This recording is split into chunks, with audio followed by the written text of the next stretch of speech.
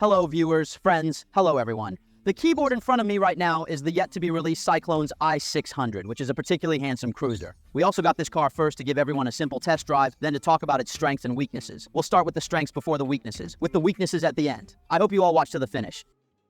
In terms of appearance, the Barber's models with their offset shock absorbers, don't they look a bit familiar? But this car is designed with a completely different language.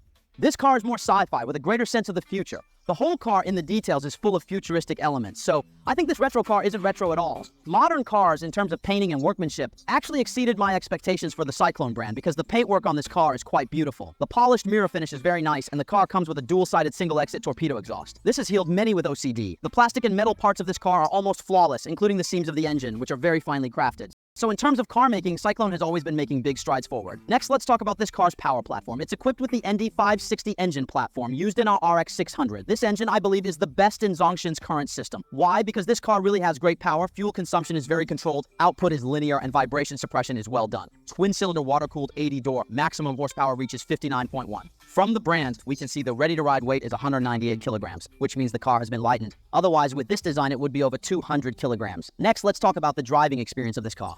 After riding it, I thought this car is a particularly easy ride. The center of gravity is tuned to be low, so the ride is light, especially since the handlebar is raised, improving comfort significantly. I'm 1.74 meters tall, and sitting on the bike gives me this feeling. In terms of power, it's quite aggressive, especially in the first and second gears. The low-end torque, it gives a great sense of thrill. It's absolutely sufficient for city driving, even a bit excess in acceleration feel. Very good. The power is there when you need it, whether it's the thrilling low-end torque or the steady power output that follows. Riding this bike is simply exhilarating. Next, I must praise this screen. Among all the bikes I've reviewed, this is the only one whose display visibility remains so high in bright light. If it were the neighboring 450, it would have been invisible already. Now we come to the negatives, whether the manufacturer allows it or not, I've got to say.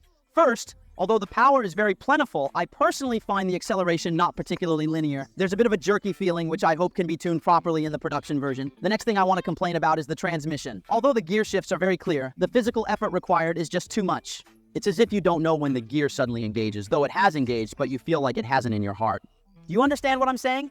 Next is a point that I both love and hate. The bike's vibration control is done well. Yes, indeed, at 5,000, 6,000 RPM, you don't feel much vibration. But once you hit 120 or 130 km/h, the vibrations start to come through, which is a bit uncomfortable. Next, I'll criticize the appearance. This saber-style fork is indeed handsome, but what is this rod for? Drying clothes? Dear Alon, I know you want the bike to appear fuller, but do we really need to use such an ugly plastic cover here? And the last gripe is about this damn fuel cap. When refueling, I almost popped the fuel cap off. Who came up with such a counterintuitive design that requires careful two-hand handling? It's the 21st century, people. A quick summary for everyone. This bike has high aesthetics, powerful performance, and good handling. The downside is the acceleration isn't very linear. The shift is clear but requires too much effort, and although the overall design is good, details still need improvement along with the counterintuitive fuel cap design. Just throw that out. I almost forgot the final point.